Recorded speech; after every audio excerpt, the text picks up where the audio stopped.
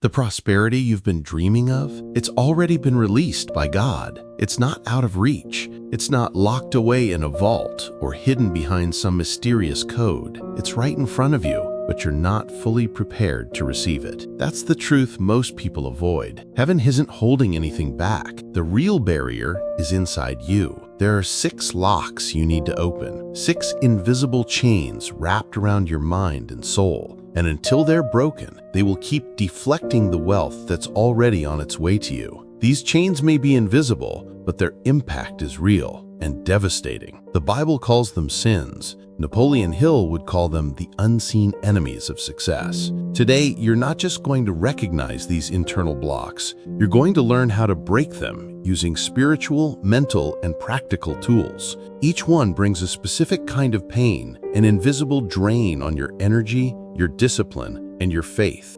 You don't always see it happening, but you feel the consequences. Here's the good news. Every one of these inner enemies has a cure, a strategy, a clear and powerful move you can make to fight back. So the question is, are you ready to stop guessing and start walking like someone who was born to win? Then let's begin. The first enemy of your prosperity is procrastination. Procrastination isn't just a delay, it's a theft. It's not weakness, it's self-betrayal. And it's far more than a bad habit. It's a slow poison that kills your dreams one day at a time. The Bible illustrates this powerfully in the parable of the talents. A man receives gold from his master, but out of fear, he buries it. He wasn't lazy, he was cautious, but that caution became his sentence to stagnation. That's what procrastination does. It buries the gifts God placed inside you. Here's the hard truth. Every time you say, "I'll do it tomorrow," you're signing a quiet pact with failure. You're telling your mind, "I'm not capable, I'm not worthy, my future can wait." And the worst part? It's addictive. The human brain is wired to save energy. It craves instant pleasure, even if it costs you everything later. It wants your phone, your food, your distractions, now. The brain hates sacrifice. It resists silence. It avoids slow, steady building. That's why procrastination isn't a character flaw. It's a failure of strategy. You want to know why you feel stuck? Because your mind is chasing shortcuts. But prosperity doesn't grow in shortcuts. It grows in sowing. Those who build a legacy plant seeds in the dark. They work without applause. They water what no one sees and harvest what everyone admires later. But if you keep feeding small pleasures, you're watering a future of deep regret. God doesn't multiply buried talent. He multiplies what's put to use. Procrastination is the symptom. The real illness is indecision. That's why the first step to defeating it isn't motivation. It's an unshakable commitment. Right now, you need to declare, "I choose to act." Say it out loud. Write it in the comments. Put it on your wall. Stick it to your mirror. When you speak something with intention, you activate a powerful mechanism in your brain called the reticular activating system. It starts filtering your focus, aligning your thoughts and actions with the direction you've chosen. And here's the chain reaction. What you repeat, you start to believe. What you believe, you begin to act on. And when you act, you prosper. Now comes the practical part, because declaration without action is just a comforting illusion. Use the 5-second rule. Made a decision? Count down from 5 to 1 and start. Don't give your brain time to sabotage you. That countdown activates your rational mind and shuts off the impulse to avoid. Here's another tool. Break the big into small. Your brain hates overwhelming goals, but it loves quick wins. Don't say, "I'm going to write a book." Say, "I'm going to open my laptop and write 5 lines." That creates dopamine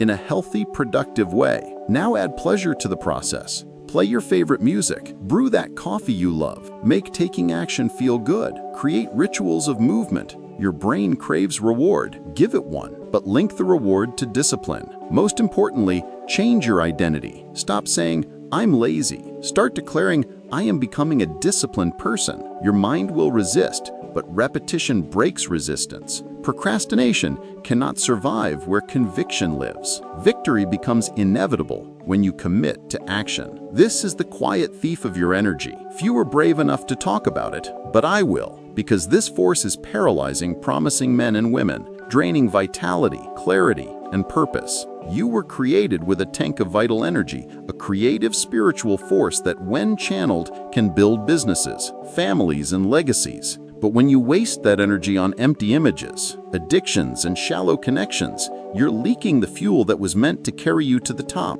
Pornography is not just a moral issue. It's a neurological, spiritual, and financial one. You feel momentary pleasure, then deep emptiness, and this cycle repeats until your mind loses interest in real victories. Your soul begins to silently fade, and God does not fill leaky vessels. He won't multiply what is being wasted on meaningless pleasure. If you want to break free, start with radical cleansing. Delete, block, eliminate triggers. Treat your phone and computer like your mental workspace. Would you leave garbage on your office desk? Then why tolerate garbage in your soul? Take control. You're not a slave. You're the CEO of your life. The second step is one of Napoleon Hill's greatest weapons, transmutation. Don't fight desire. Redirect it. When the impulse hits, breathe and say, I will use this energy for, and insert your most important goal. Push-ups, study, prayer, vision, business planning. You convert impulse into propulsion.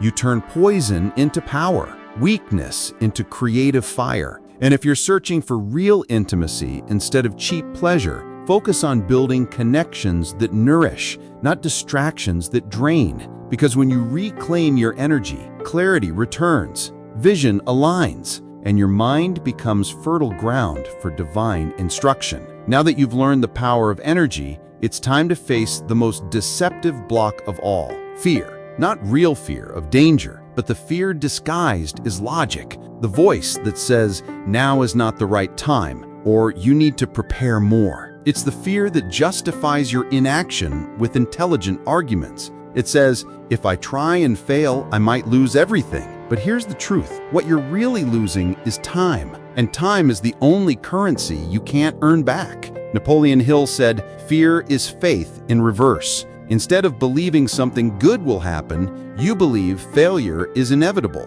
Every time you hesitate because of fear, you're putting your faith in defeat. Remember the parable of the talents. The servant who buried the gold wasn't praised for being cautious. He was called wicked and lazy. He said, I was afraid, and that fear made him a slave to stagnation. How many ideas have you buried? How many opportunities have passed you by while you waited for the perfect time? Fear is not a red light. It's a spiritual GPS. Everything you desire is hiding behind the discomfort you keep avoiding. So here are 3 weapons to defeat fear. 1. Turn fear into a compass. That conversation you're avoiding, that project that scares you, that bold move you keep delaying, that's where your power lives. 2. Use worst-case scenario logic. Ask yourself, what's the absolute worst thing that could happen if I try? Would I survive it? Now ask, what will it cost me if I do nothing and look back in 5 years? Usually the worst case is small, but the cost of regret is massive. 3.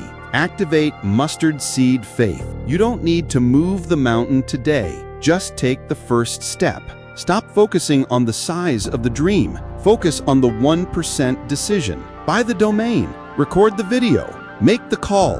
That simple act destroys the illusion of not being ready. Courage is not the absence of fear. It's action in spite of it. And God honors those who jump even with trembling legs. Now that you've broken fear, it's time to destroy a deeper chain, victimhood, the most disguised of all enemies. It's when you start believing someone else is responsible for your situation. If only I had different parents. If my boss were better. If the government helped more. But here's a hard truth. Every time you place blame, you also give away your power. Because if it's their fault, then it's their job to fix it. You lose the right to rewrite your story. Victimhood may bring comfort, attention, but it also brings spiritual weakness, financial stagnation, and emotional imprisonment. The Bible says you are more than a conqueror, but the victim acts like less than capable. And as long as you stay in that narrative, God cannot trust you with greater responsibility. But that ends today. Here are 3 steps to destroy victimhood.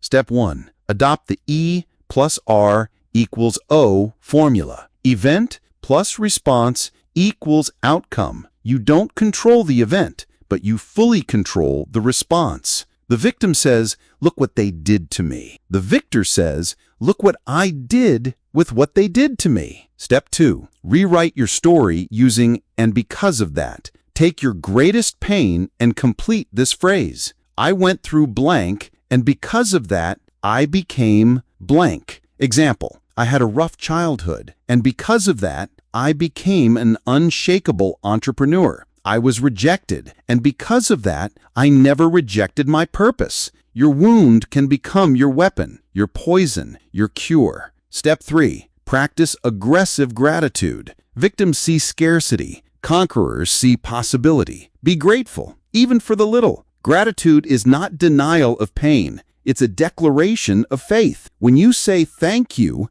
you tell heaven, I'm ready for more. I'm trustworthy now. Now that you've reclaimed your power, it's time to check your direction, because strength, discipline, and courage mean nothing if you're headed the wrong way. This detour has a name: egocentrism. It hides behind noble goals, wanting success, wanting more, but it turns everything into me, me, me. Your pain, your rush, your bank account, and that is building on sand. Jesus said, whoever seeks to save their life will lose it. When your motive is only what you can gain, you go blind to what you're meant to give. And that's when wealth moves away from you. God gave you gifts, talents, ideas, not just to enrich yourself, but to serve others. Prosperity is the result of solving real problems with a generous heart. Even geniuses stay broke when their genius is trapped inside their ego. An ego is a golden cage where people die alone. So how do you escape? Key 1. Change your question. Don't ask, how can I make more money? Ask, what real problem can I solve? Empires are built on answers to that question. Key 2. Become a value detective. For 1 week, carry a notebook or your notes app. Write down every complaint you hear. This takes too long. No one does this right. Why hasn't anyone solved this? Each one is a gold mine waiting for someone brave enough to dig. Key 3. Sow before you reap. Before asking for a sale, deliver a solution. Before pitching a partnership, offer real help. The law of the hardest is unbreakable. You don't reap where you didn't sow. Those who only chase profits scare opportunities away. But those who plant value grow roots and trees that survive any storm. Many think gratitude is just saying thank you, but true gratitude is a posture of faith. It's seeing potential in the small. It's honoring the seed before the harvest. It's working with joy, even when no one claps. Jesus didn't complain over 5 loaves. He gave thanks, and only then did the miracle multiply. Complaining closes the doors of abundance. It tells heaven, I don't value what I've received. And those who don't honor the small aren't ready for more. So here's your practical commandment. Practice conscious gratitude every day, morning or night. Write down 3 specific things you're grateful for. Not just, I'm grateful for life. Be specific. I'm grateful for the client who trusted me. I'm grateful for the strength to work. I'm grateful for the knowledge I'm gaining. And if the only prayer you ever said was thank you, that alone would open the gates of heaven. You've now uncovered the 6 enemies of prosperity: procrastination that kills your time, empty desires that drain your energy, fear in disguise that paralyzes your faith, victimhood that steals your power, egocentrism that blocks your service, ingratitude that halts your miracles. But you've also received 6 keys: tools of action, faith, clarity, identity, purpose, and alignment. Now it's your move. Declare in the comments, I'm ready to prosper with purpose. This isn't just a phrase, it's your alignment with heaven, your mind, and your calling. If this message stirred something in you, share it. Send it to someone who also needs to break free. And remember, the wealth God promised is not far. It's waiting for you to become the person worthy of receiving it. Now, the real work begins.